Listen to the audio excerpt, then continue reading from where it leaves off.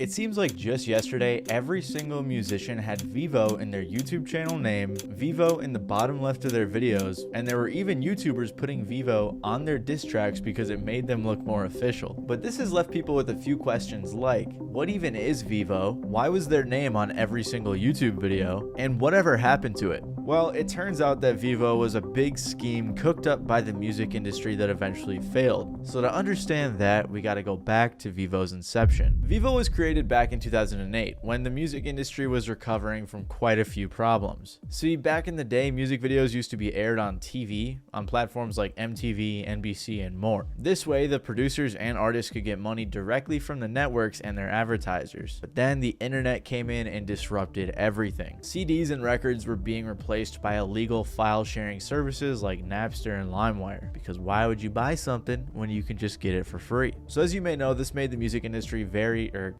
not very profitable. Things like Spotify and iTunes were just coming out, so the industry hadn't really figured out how to make money. That's why they came together and created Vevo. Universal Music Group and Sony Music Entertainment both got together in an evil corporate fashion and created Video Evolution, or Vevo for short. If those names sound familiar, that's because UMG and Sony are two of the big three record labels, which means that these three labels own pretty much every other smaller label. They thought that by creating Vevo, they could find a way to monetize music videos, and they did. What we're trying to do is quite simple, which is to provide a high quality, premium music and video experience to as many people as possible in as many places as possible.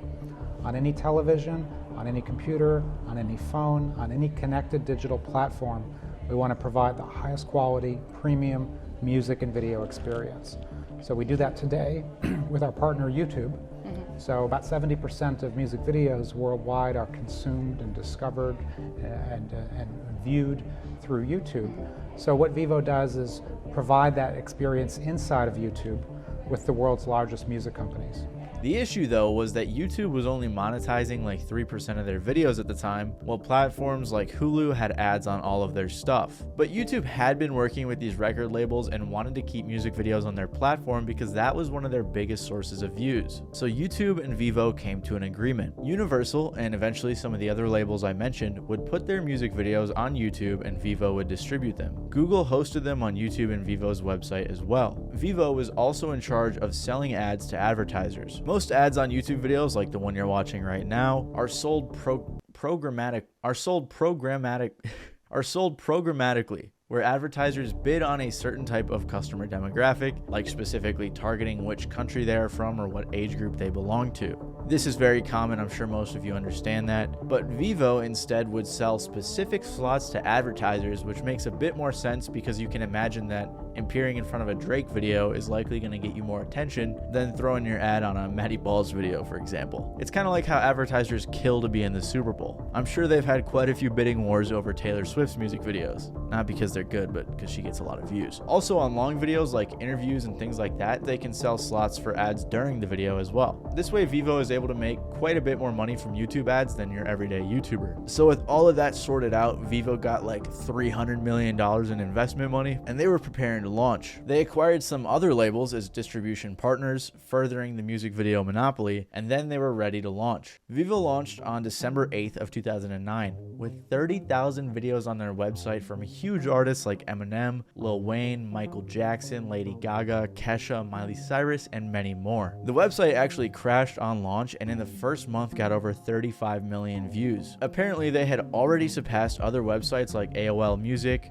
MySpace Music, MTV, Warner Music, and more. I was 7 when all of this was going down, so hearing about MySpace Music is new to me and pretty interesting. Regardless, Vevo was going crazy, launching in different markets internationally like European countries, Mexico, and more. They even got the other big three record label, Warner, to sign with them as a content distribution partner. And they were also distributing videos on MTV.com, which was a whole lot cooler back then. At this time, Vevo was getting most of its views, 80% to be exact, from YouTube. Because Vevo was a conglomerate of pretty much every big record label and small one, and they distributed these videos to YouTube, that's why every artist had their own Vevo page, like Eminem Vevo or Rihanna Vevo. That's also why pretty much every music video in the early 2010s and even up until this day have Vevo in the bottom left corner, or right, I can't remember. But that still leaves us with one question. What happened to Vevo, and why did I say they failed earlier? Well, they had a problem. Vevo wasn't making that much money as an actual company.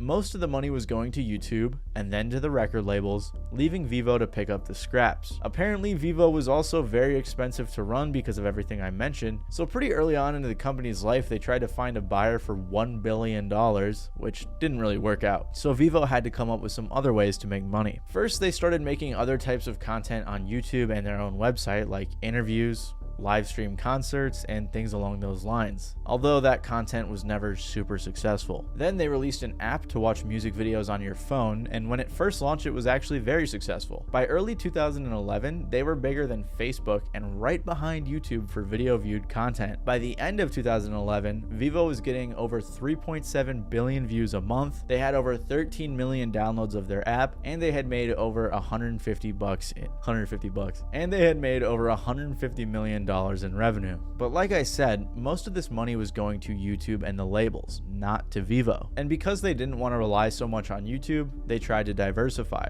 They created something called Vevo TV that was supposed to be like Hulu, and they were also on apps like Roku, Apple TV, and more. It's likely that they were eventually plotting to become something like Hulu for music videos, where they wanted people to pay a monthly subscription to watch these music videos. And so we think there's that one of the important things, and you hear this throughout the industry, that the move towards subscription, a more premium product, that's something we're very interested in and very much, working towards.